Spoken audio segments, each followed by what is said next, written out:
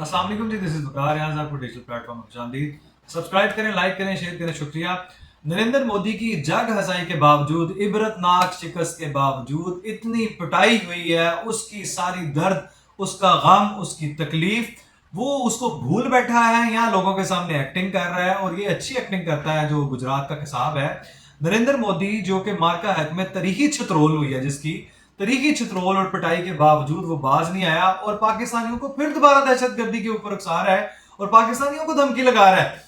जिसके राफेल 3 तैयारे तबाह हो गए हैं, 3 दूसरे जहाज जो हैं वो जेट तैयारे तबाह हो गए हैं, जिसके सैकड़ों जो है वो जो सूरमा थे, भारतीय सूरमा थे, जो उसके फौजी थे, जो बीएसएफ वाले थे, उनको हमने इबरतनाक गरक किया है, उनको उनकी मौत मारा है, यानी कुत्ते की मौत मारा है।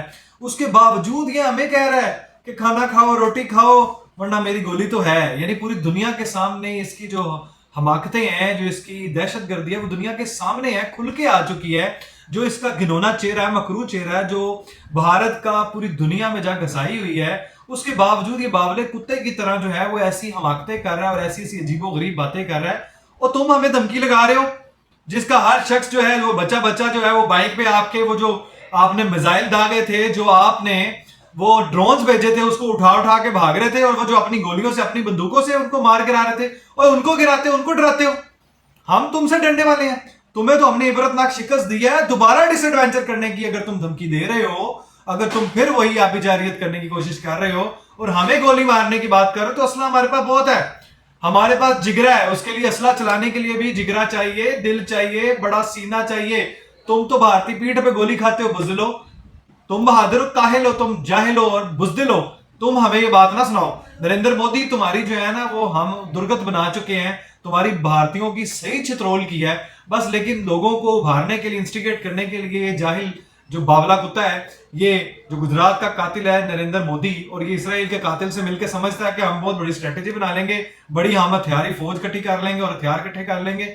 तुम्हारी औकात ही नहीं है। दुनिया ने तुम्हारा मजाक बनते हुए देख लिया है। अब उसके ऊपर दुनिया तुम्हारे ऊपर मीम्स बनाती है और दुनिया के सामने तुम्हारा मकरूर घिनौना चेहरा सामने आ चुका है।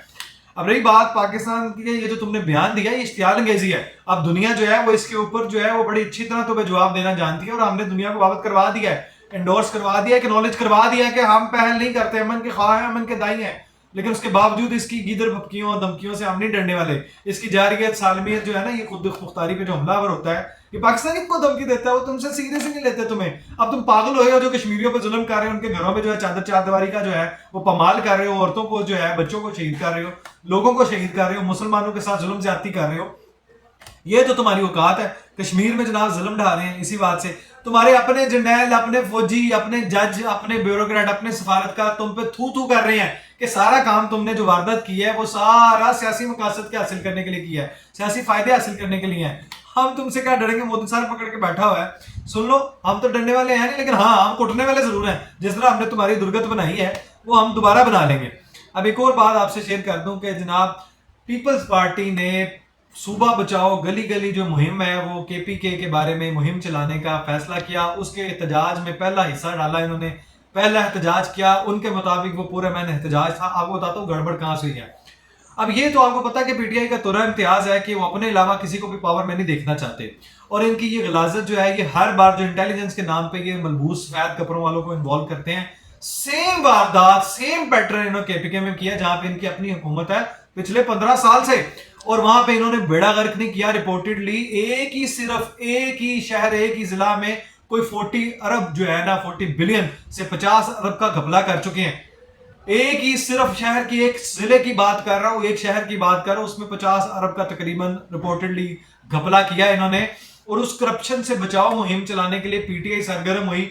उन्होंने, उनके बकौल जो सदर है, उनके सूबाई अली शाह साहब, उन्होंने कहा कि हम पूरा मैंने एहतजाज कर रहे थे, इन्होंने हम पे शेलिंग की है, लाठी बरसाई है। फिर मुश्तिल अफराद ने, जनाब वो कहते हैं जो मुश्तिल अफराद जो है सफेद मलबूस में, वो पीटीआई वाले नहीं थे।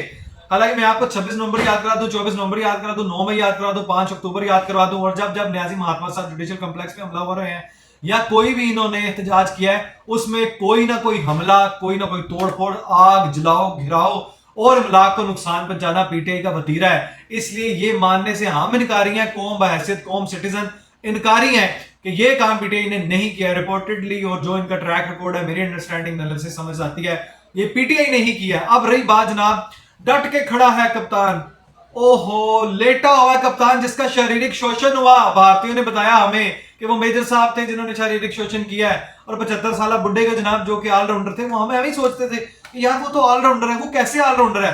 وہ آج بھارتیوں نے ہمیں بتایا کہ یہ وہ آل راؤنڈر ہے جو ریسیونگ اینڈ پہ تھا, اس لیے وہ آل راؤنڈر ہے. جس کی بہن آج یہ کہہ رہی ہے کچھ دو کچھ لو, وہ کچھ دے تو آپ کو چکے ہیں, اب کچھ لو وہ بھی لے چکے ہیں, اب آپ کو کیا چاہیے؟ کہتے ہیں ڈٹا ہوا کپتان, وہ مان نہیں رہا, وہ فیلڈ مارشل نہیں مان رہا.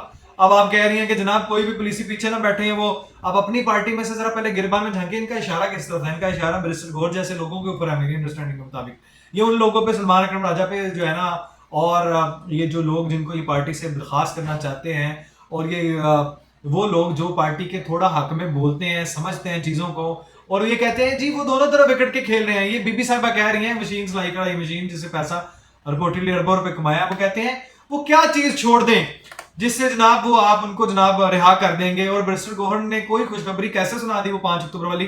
پہلے اس سوال کا جواب, وہ کیا چھوڑ دیں؟